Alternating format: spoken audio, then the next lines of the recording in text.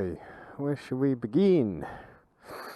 This is just a quick video on all the mods I've done to my CB400 because there's been quite a few, and you can see it's starting to look like that little kind of Street Fighter business, isn't it?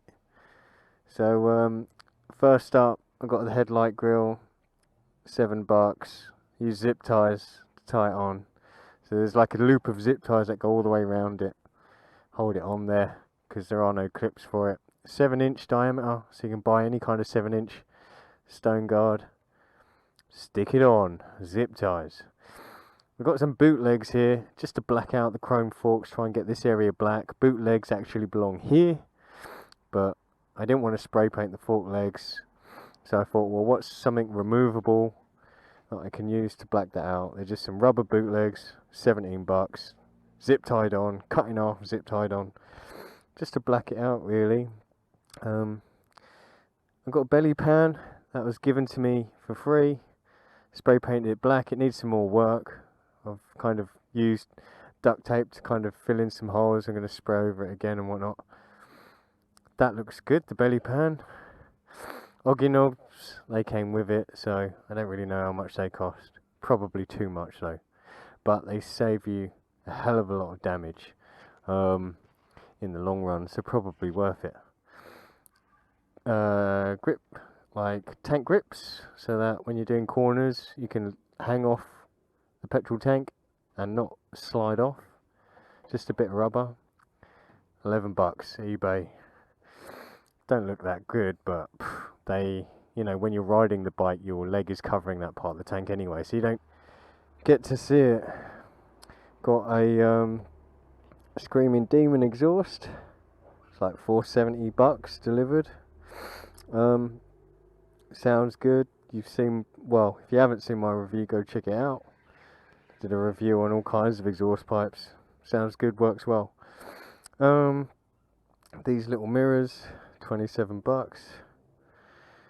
and these handlebars were like $19, $20, something like that. They're pure steel. I didn't go for aluminium because I wasn't sure if I was going to commit, but I like them, and I'm going to continue using them. So they're flat drag bars.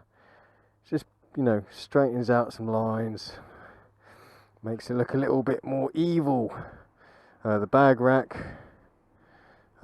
which is, I always hated using this because of it breaks the lines of the bike, and you know, the bike looks super cool when you take it off. You can just unscrew this and pop this big bit off, so you're just left with little stumps, and the lines of the bike look much better when that happens. But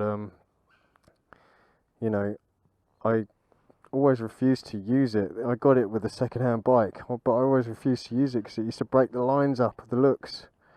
But in the end, when I started getting back pains, I thought, what am I doing?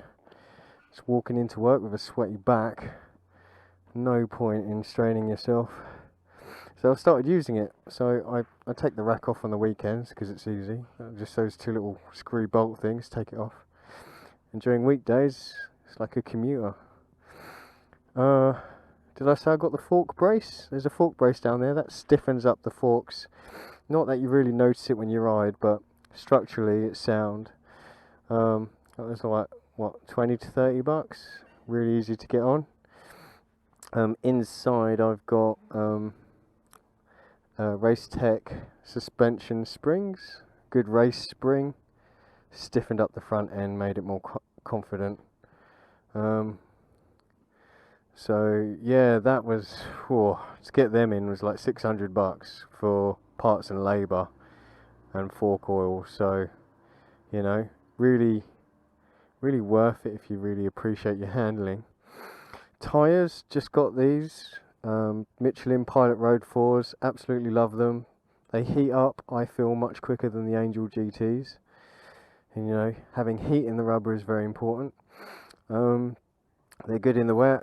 They've got a good profile, so very easy to tip the bike in from corner to corner, side to side. So yeah, the Michelin Pilot Road 4s is a tyre that I've traded the Angel GTs in for at the moment. The belly pan was given to me, so I haven't got a price on that. Salvaged it from an old CB400. And that is pretty much it. That's the bike I have now. So if you see it buzzing around, let me know. It sounds more angrier now at 45,000 kilometers. It feels like the engine's finally broke in. You know, I don't know if you've ever ridden an old bike, but you know, you kind of remember the power of such an old bike, and how it was so smooth and how it delivered a punch. You don't really quite ever forget that old bike. Well, this is starting to feel like an old bike now that's broken in.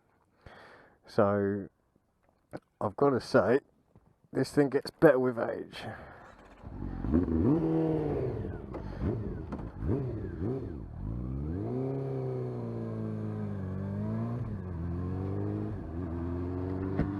And I'm not going to rev it because I just saw a little mum there with her newborn baby. And you know, I'm not that. I will rev it, but not round here. Come on, don't want to look like an absolute prick. But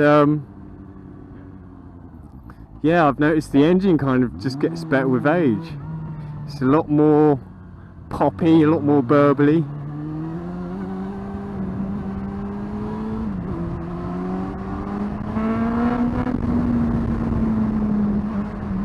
This thing is so stable, so stable when you pump it through corners and give it some power. It really is a good bike. And yeah, the engine just seems like, I don't know, the throttle response is different. It is like it's broken in. I mean, it's nowhere near due its next service yet. So yeah, I'm wondering what it's going to feel like once it gets some fresh oil and stuff. You know, I'm quite excited about hanging on to this bike for a bit longer. So there are all the mods. I get quite a lot of questions about them. Hope you enjoyed the video. It's just a short one.